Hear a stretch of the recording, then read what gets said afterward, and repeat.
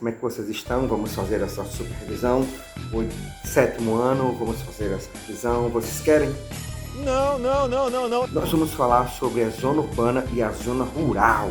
Vamos entender algumas coisas sobre esses dois setores do Brasil. Primeiro deles, chuvas ácidas. As chuvas ácidas, elas são um composto de CO2 que é produzido pelo ser humano, né? As indústrias, os carros, as empresas que trabalham em queima com produção de alguma coisa, elas liberam CO2 na atmosfera. Esse CO2, ele sobe, ele é mais leve do que o oxigênio, ele sobe e ele fica fazendo parte de uma coisa chamada ciclo hidrológico, né? Que é o ciclo da água, o ciclo das chuvas. O sol evapora a água do mar, a água que vira vapor, que se condensa em forma nuvem, que cai em forma de precipitação. É verdade. Quer dizer, às vezes não. E aí o ciclo vai acontecendo de novo. O sol evapora a água cai em forma de vira vapor, cai em forma de chuva, a chuva se cai no mar, evapora no mar, se cai em terra, vai para um rio, todos os rios desaguam no mar e vai evaporar de novo. O ciclo da água, tranquilo. O que acontece? O CO2 e a dioxina, que é um composto produzido excepcionalmente pelo ser humano, ele sobe e ele fica fazendo parte do ciclo hidrológico, como mostra aqui na imagem. Beleza. Isso é o que acontece. Essa chuva ácida, ela nem é ácida, cai chuva, não. Não é assim, ela é levemente ácida. Você que já tomou banho de chuva deve ter percebido que a água da chuva é um pouco ácida. Mas imagine com esse composto de CO2 ela se torna mais ácida ainda. Quais são as consequências disso? Não tô lembrado, não.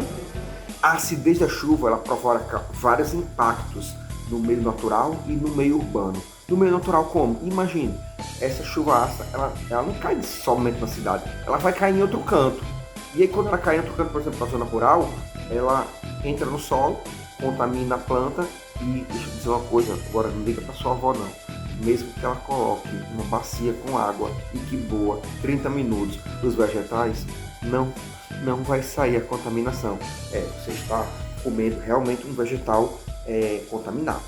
É a verdade, não minto. Um outro grande problema que tem na zona urbana é a questão da macrocefalia. A macrocefalia urbana ela é a quantidade de pessoas que vivem nas zonas urbanas. Sabe um inchaço de pessoas assim, sabe? Por exemplo, só um exemplo assim, as cidades de Rio de Janeiro e São Paulo. São Paulo, 15 milhões de habitantes.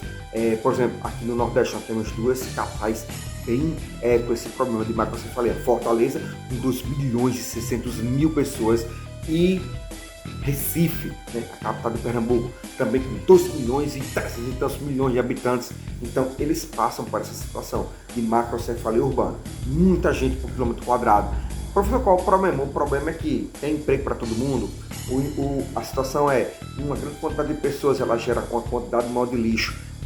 O número de pessoas, ele também gera uma quantidade maior de caos, né? Imagina os carros. Em São Paulo tem aquela variação de placas, tem que andar um certo dia, outras placas tem que andar um certo outro dia, para poder, porque se todo mundo for sair no mesmo momento, para tudo, então não tem como. Então esse é um dos grandes problemas, a macrocefalia urbana, quantidade de pessoas por quilômetro quadrado. Exportação e importação aqui no Brasil. Um país, ele para ser, vamos dizer assim, estar bem, ele é preciso exportar mais e importar menos. Quando eu digo exportar, é sempre de um país para outro. Não se exporta ou importa de um estado de uma cidade para outro. É sempre de um país para outro. Então, aqui no Brasil, nós somos um dos maiores exportadores, principalmente de cana-de-açúcar. Ah, professor, exporta também outra coisa? Sim, exporta laranja, exporta milho, exporta mandioca, exporta arroz, exporta vários produtos. Mas, vamos dizer assim, o carro-chefe, cana-de-açúcar. É um dos maiores. Mas ele não deixa de exportar outros produtos também. Nós exportamos muitos produtos. Por exemplo, não sendo agrícola, mas por exemplo o frango, né? E o suíno, ele dos maiores exportadores. A China compra muito da gente esse tipo de produto. É verdade, mas... Urbanização. A urbanização aqui no Brasil, quando ela ocorre de forma rápida, de forma descontrolada, sem planejamento, ela gera alguns problemas. Principalmente as favelas, né? Como o tio falou em outras aulas, Favela é o termo vulgar para coisa, na verdade é periferia, né? É chamado de periferia, ou então subúrbio aqui no Brasil, né? Esse é um dos grandes problemas da rápida urbanização. Como você sabe, a urbanização é quando as pessoas migram da zona rural para a zona urbana e não tem trabalho, não tem emprego, não tem casas, não tem infraestrutura para todo mundo. Então as pessoas acabam se abrigando em favelas. Tudo bem. Eu tô tomando conhecimento agora disso aí. É mais uma que estão botando na minha conta. Latifúndio.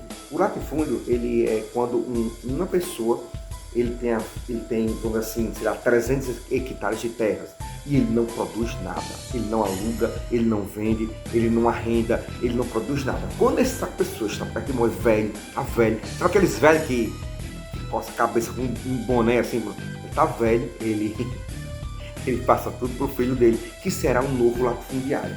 Então, os latifúndios eles são um problema no Brasil, porque eles acabam prejudicando o desenvolvimento do país. Imagine, tem uma família que tem, sei lá, 500 hectares de terra, não faz nada, e as pessoas precisando de casa, o governo precisando de terra para poder desenvolver também, fazer coisas públicas, né? Serviços públicos, aquela coisa toda. Não pode porque tem um cara que é dono de propriedade privada enorme e não faz nada. O nome disso é latifúndio. O nome do cara que faz esse tipo de coisa é latifundiário.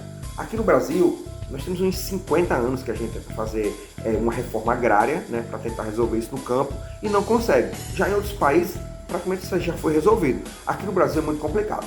Um dos locais, mas todos os estados do Brasil têm problemas com latifúndio. Aqui no Ceará, no Rio Grande do Norte, no Amazonas, além que tem, mas um leva o recorde, que é o Centro-Oeste. Ali o Centro-Oeste, ele recebe assim, o maior nível de latifundiários que tem, é o problema mais sério do nosso país. Professor, tem como resolver isso? Eu não sei nem para que lado vai. Não tem. É praticamente impossível, porque toda vez que se mexe com esse tipo de coisa, acaba gerando morte, né? Alguém morre, alguma coisa assim. Não, nada a ver, irmão. Essa questão do latifúndio ocorre desde o período colonial. Por isso que também é tão difícil tentarmos resolver esse tipo de coisa. Então, como é uma questão praticamente histórica. Setores da economia do Brasil. Você falou, existem 4 setores na economia do Brasil. O setor primário, o setor secundário, o setor terciário e o setor quaternário. O setor primário, ele é responsável pela agricultura. Tudo que tiver no campo, na agricultura e tudo, pecuária também é setor primário, extrativismo vegetal, animal e mineral é do setor primário. Tudo que tiver relacionado a plantar, coisa que for no campo, setor primário. Setor secundário. Setor secundário diz respeito à indústria. Quando eu digo indústria, é a indústria que produz. Não é quem trabalha na indústria não, viu? Por exemplo, produção de ferro. Setor secundário, não tem como plantar ferro no setor primário, então setor secundário. Produção de automóveis, setor secundário. Setor terciário, o setor terciário diz respeito a comércio e serviço. Tudo que presta serviço, setor terciário. Por exemplo, lojas e comércio, setor terciário. Venda de produtos eletrônicos, setor terciário. Venda de celulares e equipamentos eletroeletrônicos, setor terciário. Venda de casas, setor terciário também. Venda de terrenos, setor terciário também. Militares, Marinha, Exército, Aeronáutica, Bombeiro, Polícia Militar, Polícia Civil, setor terciário. Por quê, professor? Porque eles prestam um serviço à sociedade. Então, quando ele presta um serviço, ele é do setor terciário. Ah, agora eu entendi! Setor quaternário. O setor quaternário diz respeito à tecnologia. Agora, né? Ai, tio, meu tio, sim, ele vende celular no mercado, ele trabalha no setor quaternário? Não, né? Ele trabalha de tecnologia. Ele desenvolve, por exemplo, aquela pessoa que trabalha no banco, sei lá, na área de tecnologia da segurança, para ninguém roubar o banco, né, eletronicamente, ou invadir um caixa eletrônico, alguma coisa. Ele trabalha no setor quaternário.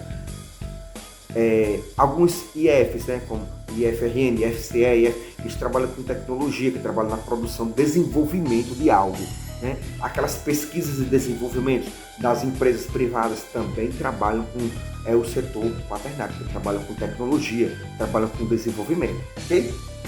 Espera um instante. Deixa ver se eu entendi bem. Conurbação. Conurbação é um processo pelo qual as cidades elas crescem horizontalmente, de repente elas se juntam.